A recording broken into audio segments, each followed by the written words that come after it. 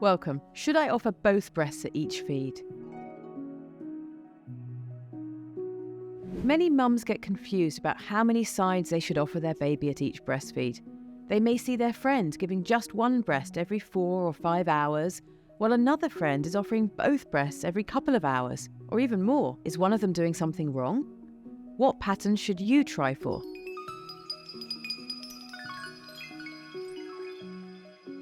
Each mum and baby pair is a unique partnership, and their feeding pattern will be equally unique. However, there are some general guidelines that can help you figure out what's right for you and your baby. Every breast has a maximum amount of milk that can be stored within it. This amount will not only vary between women, some women find they have a significant variance between their own breasts.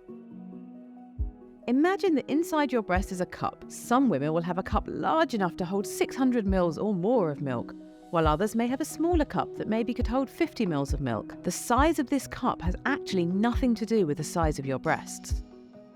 Now, imagine pouring milk into these cups. Once they're full, you can't pour any more milk into them. This is the same with your breasts. Once the cup inside your breast is full, your body stops making any more milk until it's been emptied. Of course, the opposite is true as well. The emptier your cup, the faster your body will produce milk to fill it.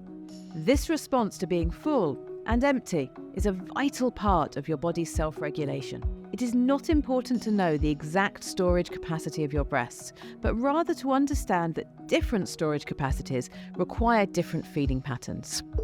So how exactly do feeding patterns vary? Let's say we're dealing with a 3-month-old baby who requires a total of around 950 ml of milk every 24 hours. It's easy to see how a woman with a large storage capacity has quite a lot of flexibility in how she feeds her baby. She can choose to encourage her baby to take 6 to 7 large feeds over 24 hours.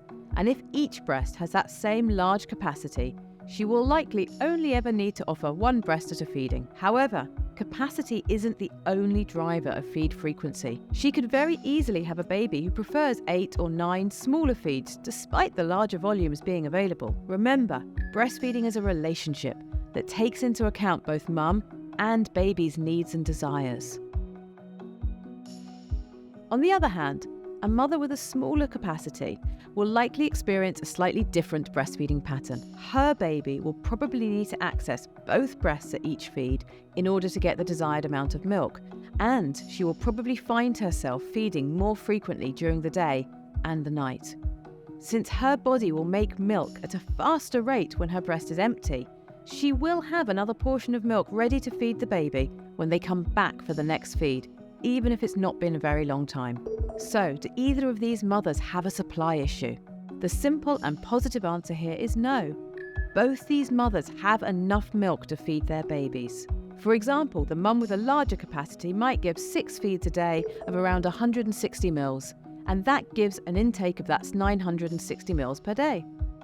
The mum with a smaller capacity might give 10 feeds a day of only 95 ml, giving her baby that same 950 ml in 24 hours. Both these mothers are able to fully meet their baby's needs. So can you choose your feeding pattern? This is where mum with a large storage capacity has a slight advantage over the mum with a smaller storage capacity. Assuming we're dealing with a placid baby who's happy with either large, infrequent meals or small, frequent meals, then the larger storage capacity mum can comfortably feed in whichever pattern she prefers. However, what happens if that mum with a smaller capacity tries to put her baby on a 4-hourly schedule? In this case, the baby can still only take 95 ml per feed. That's her capacity. But now has only taken 570 ml over the course of the day in those 6 feeds. This baby won't gain weight appropriately, and the mother will often be advised to supplement due to low supply. This isn't low supply, but a mismatch of feeding pattern and storage capacity.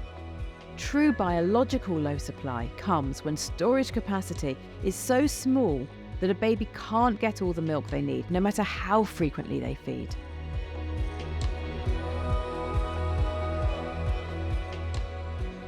So what if you don't know your storage capacity? How should you feed your baby? Don't worry if you don't know your storage capacity. Most of us don't. The general starting point is to feed your baby on one breast until they pop off a little milk drunk, change their nappy or rouse them another way, and offer them dessert. If the first breast still feels really full, go back to that one. Otherwise, offer the second breast. Allow the baby to feed again, and whenever they show a feeding cue. With time, you'll get a feel for the unique pattern that works for you and your baby. But how do you know your baby's getting enough milk? In the first couple of months of life, a baby's nappy output is the best daily tool available to parents to know if they're getting enough milk. 5 to 6 good wet nappies, 2 or 3 big dirty nappies. This is a food in, food out situation. So if you're getting these good numbers of nappies, then your baby is eating plenty of milk. In addition, getting them weighed occasionally will provide additional reassurance that they are growing well. For the first couple of months, we like babies to gain approximately 20 to 30 grams a day.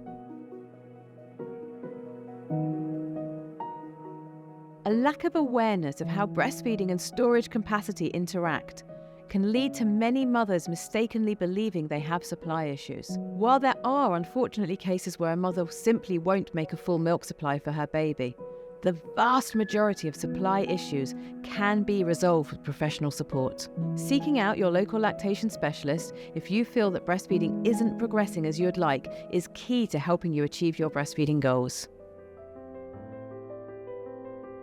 So, to recap, every mum and baby pair has a unique feeding pattern, but there are some general guidelines to help determine what's right for each pair. Each breast has a maximum amount of milk that can be stored within it, and different storage capacities require different feeding patterns. It is not important to know the exact storage capacity of your breasts, but rather to understand that larger capacities offer more flexibility in feeding patterns, while smaller capacities likely require accessing both breasts at each feed and more feeds. Both mothers with larger and smaller storage capacities have enough milk to feed their babies, and feeding patterns should take into account both mum and baby's needs and desires. In the first couple of months of life, a baby's nappy output is the best daily tool available for parents to know they're getting enough milk.